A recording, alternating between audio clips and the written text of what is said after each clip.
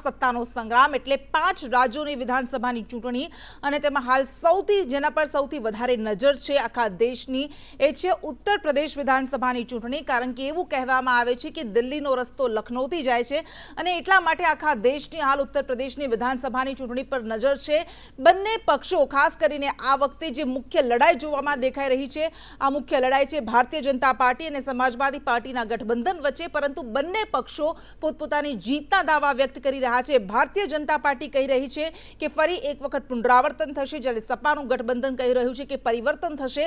પરંતુ આજે અમે આપને સંદેશ ન્યૂઝથી બતાવીશું ગ્રાઉન્ડ ઝીરો રિપોર્ટ, લખનૌથી શું પરિસ્થિતિ છે, આખો રાજકીય માહોલ કેવો છે તે અમે આપને સંદેશ ન્યૂઝ પર એક્સક્લુઝિવ બતાવીશું। દરરોજ અમે જે રીતે એક સીટની ઉત્તર પ્રદેશની વાત કરતા હોઈએ છીએ, પરંતુ આજે અમે આપને લખનૌથી ગ્રાઉન્ડ ઝીરો રિપોર્ટ હવે આજથી બતાવીશું અને સતત ઉત્તર પ્રદેશની જમીની હકીકત શું છે, લોકોનો મિજાજ કેવો છે, લોકો કયા પક્ષને લઈને કયું વલણ ધરાવે છે, કેવો અભિગમ ધરાવે છે, આ તમામ અમે આપને બતાવીશું સંદેશ ન્યૂઝ પર એક્સક્લુઝિવ। અને ગ્રાઉન્ડ ઝીરો રિપોર્ટમાં અમારા સહયોગી, મારી ટીમ હાલ દેવાંશી જોશી સહિતની ટીમ લખનૌ પહોંચી ગઈ છે, ઉત્તર પ્રદેશમાં ફરવાની છે આ ટીમ અને આપને બતાવશે કે હાલ કેવો ઉત્તર પ્રદેશમાં રાજકીય માહોલ છે, કારણ કે 2 તબક્કામાં અત્યાર સુધી વિધાનસભાની ચૂંટણી થઈ ચૂકી છે, જ્યારે હજુ 5 તબક્કા બાકી છે। અખિલેશ યાદવ કહી રહ્યા છે કે આ 2 જ તબક્કામાં અમે શતક ઉપર જઈ ચૂક્યા છીએ અને ત્રીજા તબક્કામાં એ જીત નક્કી થઈ જશે કે અમે જીતી રહ્યા છીએ અને 7મા તબક્કાના અંતે તો ભારતીય જનતા પાર્ટીના બૂથ પર માખીઓ ફરતી હશે, ભૂત ધૂમતા હશે, અખિલેશ યાદવ કહી રહ્યા છે। અને બીજી બાજુ ભાજપના તમામ દિગ્ગજોની ટીમ આખી હાલ ઉત્તર પ્રદેશમાં ઉતરી છે, જેમાં નરેન્દ્ર મોદી પણ સમાવેશ થાય છે, રાજનાથ સિંહનો પણ સમાવેશ થાય છે, જેપી નડ્ડા, ગૃહમંત્રી અમિત શાહ આ બધા જ પ્રચાર કરી રહ્યા છે, કમર કસી રહ્યા છે ઉત્તર પ્રદેશને જીતવા માટે।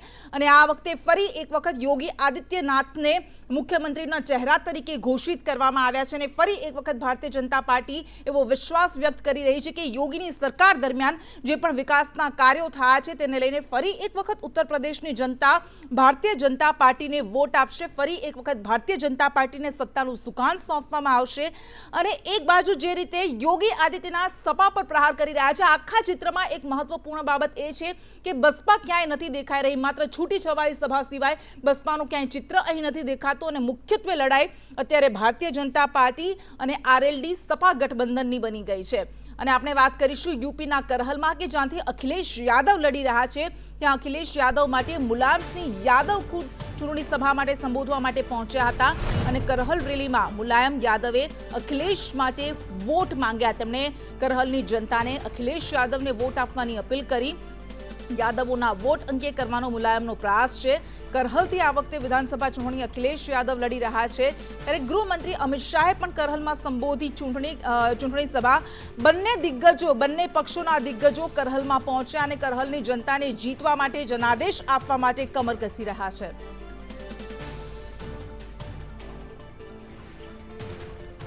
તો અમારી ટીમ હાલ ઉત્તર પ્રદેશ પહોંચી ગઈ છે અને શું હાલના રાજકીય ગણિત છે આપણે જાણીશું।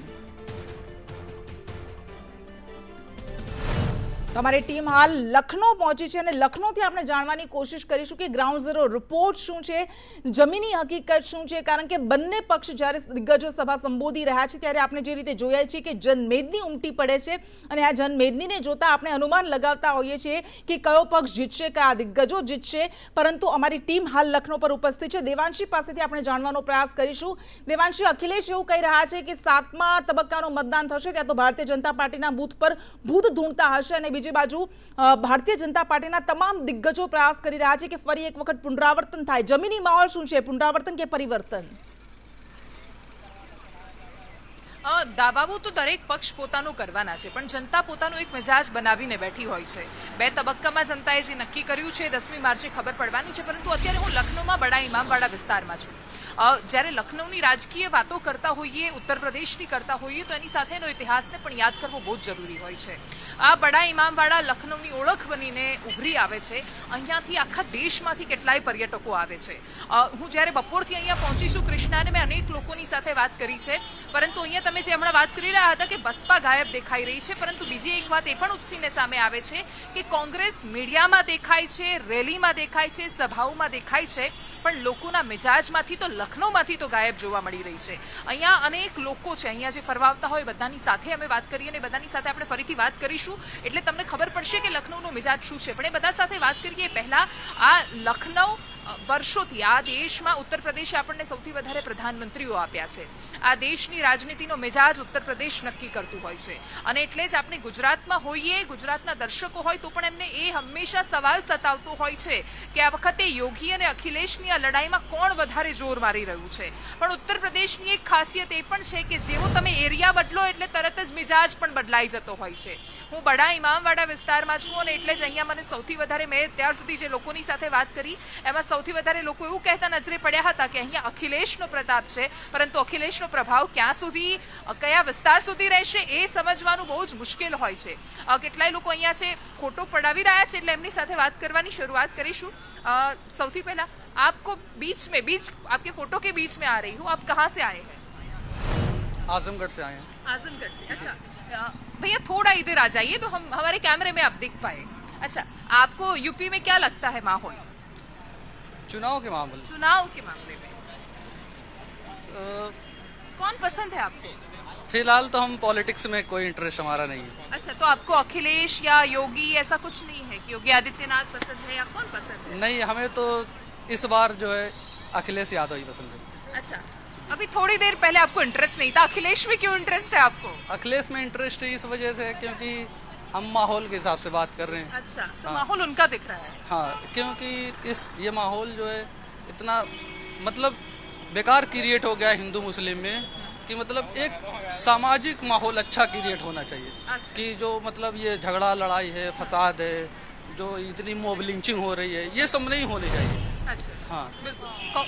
એક લડકી હમારા એક છોકરી આપણી સાથે છે, એમની સાથે વાત કરીશું. કોંગ્રેસ એક બાજુ કહે છે લડકી હું લડ सकती हूँ, आप क्यों नहीं, आप बोलिए तो सही, लड़ना छोड़िए.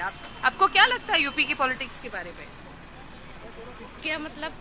यूपी की राजनीति में आप अभी सुन रही थी इतने इंटरेस्ट से, तो मुझे लगा आपको कुछ पता होगा इसके बारे में. मुझे नहीं पता. आप कहाँ से है? यहीं से, लखनऊ से है. हाँ जी बताइए. अरे आप छोड़ दीजिए, मैं पकड़ूंगी ना. ठीक. मैं इस देश की समस्त आवाम को, जैसे मैं तो आज पहली बार लखनऊ आया. अच्छा आप कहाँ से आए? मैं बिहार गोपालगंज से, कृषि विभाग से हम लोग आए हुए हैं. यहाँ दौरे पर आए हुए हैं. आत्मा एक संस्था है, उसके द्वारा शायद न्यूज़ चैनल मीडिया बिके हुए हों, इसका मुझे कोई ये नहीं है, लेकिन मैं देश के तमाम नेताओं को चुनौती दे के कहता हूँ कि ऐसा एक भी महल खड़ा करके दिखा दे. अच्छा इमामवाड़ा जैसे. हाँ बिल्कुल बिल्कुल. कितनी सुंदर बात है कि आप बिके हुए मीडिया से अपनी बात कह रहे बिल्कुल, हैं. बिल्कुल, ये भी तो बहुत सुंदर बात है ना. आपको सब बिका हुआ लगता है, फिर भी आप बात बिके कर हुए रहे लगते हैं. हैं. हाँ, फिर भी आप बात हर कर आदमी रहे हैं. मोदी की तारीफ में, हर आदमी नीतीश की तारीफ में, हर आदमी लालू के तारीफ में, हर आदमी राहुल के तारीफ में लगा हुआ है. कोई अपने देश की मिट्टी यानी अपने माँ की तारीफ में कोई नहीं लगा हुआ है. मैं ये बात बताना चाहता हूँ. આ यूपी છે કૃષ્ણ. અહીંયા માહોલ એક સેકન્ડમાં બની જાય. અહીંયા આપણે વાત કરવાની શરૂઆત કરી, આસપાસ બધા આપણે हम दूसरे लोगों से आपसे कि आपके पास आऊंगी फिर से, सभी की बातें सुनते हैं. अच्छा लगेगा. सेकंड मेरा एक ही बात होगा. सर कैमरा इधर कीजिए. अरे नहीं आप बोलिए मैं ना. बता रहा आप हूँ. उनको मत सिखाइए. जी. उनको मत सिखाइए. आप बोलिए. देश की एक जनता अगर अपना एक वोट 500 रुपए में अगर बेचती है तो 5 साल के लिए बेचती है, और एक दिन की कीमत इतने पैसे तो जरूर होती है कि 1 रुपए में 4,500 वोट खरीदे जा सकते हैं. यानी अगर एक जूता अगर एक मंत्री भी अगर मार दे तो उसके जूते की कीमत 10,000 होती है. यानी देश फिर से गुलाम. अच्छा यहाँ यूपी से कौन है यहाँ पे? आप यूपी से है क्या? सब बाहर से हैं. जी. अच्छा जी. अच्छा तो यूपी की पॉलिटिक्स आप चुनाव की समीक्षा यूपी की जनता करेगी, उसके साथ क्या न्याय है और क्या अन्याय है. हमारे साथ जो हुआ वो तो हुआ। यहाँ से कोई है, यूपी से कोई है? आप यूपी से हैं? जी, आपको अब चुनावी माहौल सब है, ये बिहार से लोग आए हुए हैं, वो भी बताते हैं राजनीति के बारे में। आप यूपी में हैं, आपको क्या लगता है माहौल? मैम यहाँ बीजेपी आएगी फिर से। कौन आएगा? बीजेपी। बीजेपी आएगी जी। फिर से। आपको योगी आदित्यनाथ का शासन अच्छा लगा? जी मैम, जी मैम। अच्छा, क्या अच्छा लगा? मुद्दे कौन से रहे? मैम यहाँ से क्राइम खत्म हुआ और जैसे लॉकडाउन हुआ सबको राशन मिला फ्री में मैम, यही चीजें लगी अच्छी। अच्छा, आप तो सीधा हेलमेट पहन के बात कर रहे हैं। क्या नाम है आपका? मैम आनंद मिश्रा। आनंद मिश्रा। Yes, ma'am. अच्छा, तो अभी ट्रैवलिंग से आए और सीधा हेलमेट से बात कर रहे जी हैं। ऑफिस से है मैम। अच्छा, क्या करते हैं आप? मैम मैं कंपनी में हूँ स्टोरिया। अच्छा, तो बेरोजगारी का मुद्दा बहुत उठाया जाता है यहाँ पे, तो उस बात में कितना तथ्य है? जी मैम, बेरोजगारी तो बढ़ी है, लॉकडाउन रहा है, लॉकडाउन का भी असर रहा है। तो बेरोजगारी बढ़ी है, फिर भी सरकार ने अच्छा किया। हाँ अच्छा किया, अच्छा किया। कौन से मुद्दे आपको अच्छे लगे? आपने जैसे बताया कि क्राइम कम हुआ, तो ऐसा आरोप लगाते हैं कि माफिया राज बहुत चलता था अखिलेश के शासन में, क्या वो सत्य था? जी सही बात है मैम, सही बात है। आप यूपी से है क्या? जी। अच्छा, आपका क्या मानना है? इनको योगी जी पसंद है, आपको कौन पसंद है? पसंद नापसंद का कोई यहाँ मैटर नहीं करता है। मैटर करता है कि आपने डेवलपमेंट कितना कराया, आपने रोजगार कितना दिया है, आपने महंगाई के मुद्दे पर कितना फिक्र किए। मैटर ये चीज़ करती है कि युवाओं के भविष्य को लेकर के आप लोगों ने क्या सोचा है। आप लोग हिंदू मुस्लिम कर सकते हैं, आप लोग बेरोजगारी पे बात नहीं करते हैं, आप लोग कोरोना के मुद्दे को 3 साल चला सकते हैं कि महंगाई इसलिए हो गई कि कोरोना आ गया, ये आ गया, वो आ गया।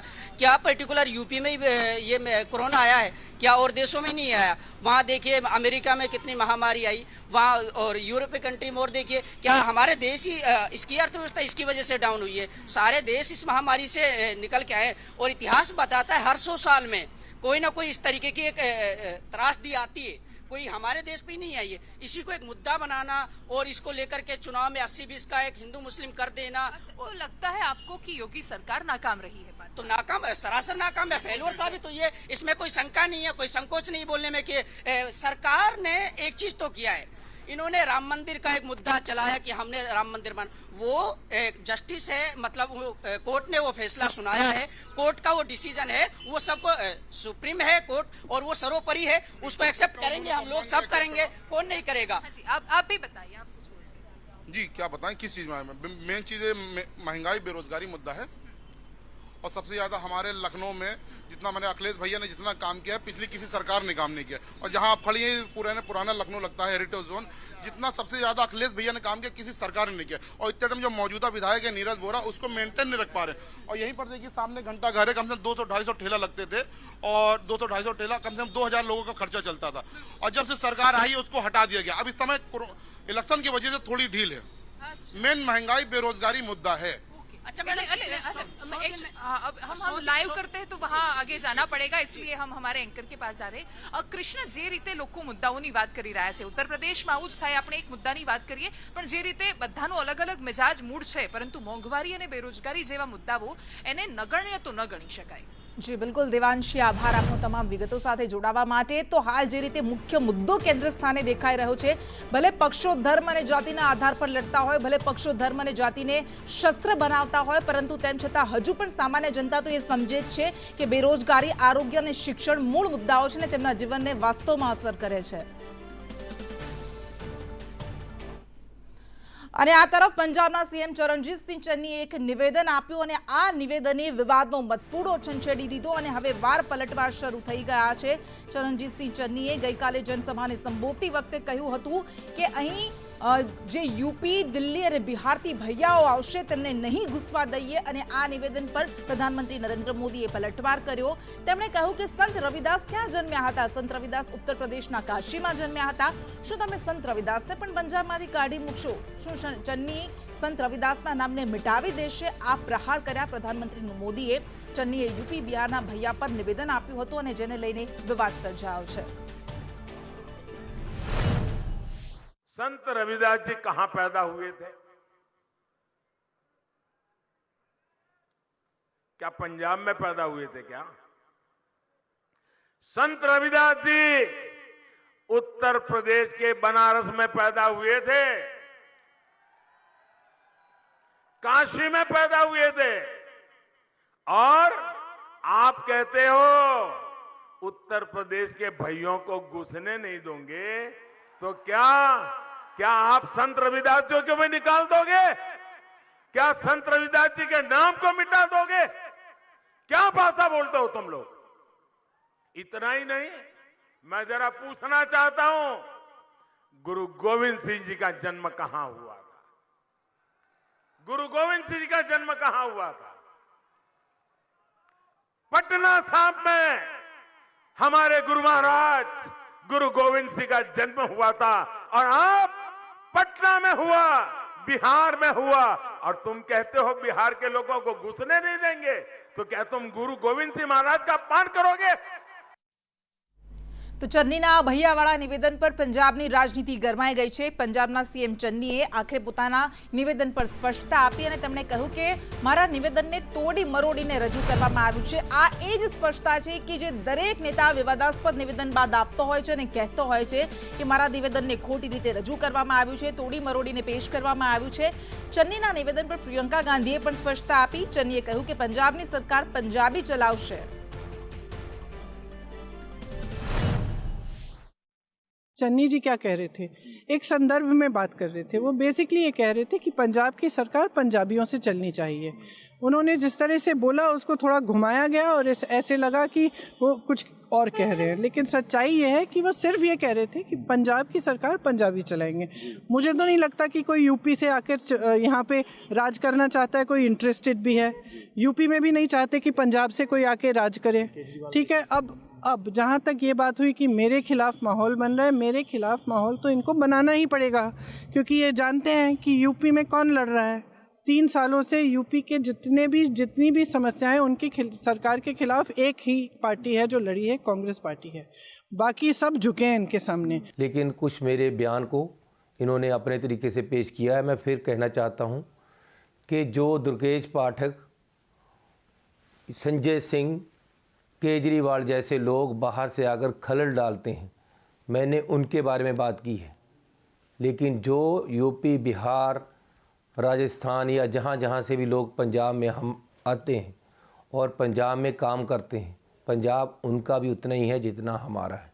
इसलिए इसको गलत तरीके से पेश करना सही नहीं है।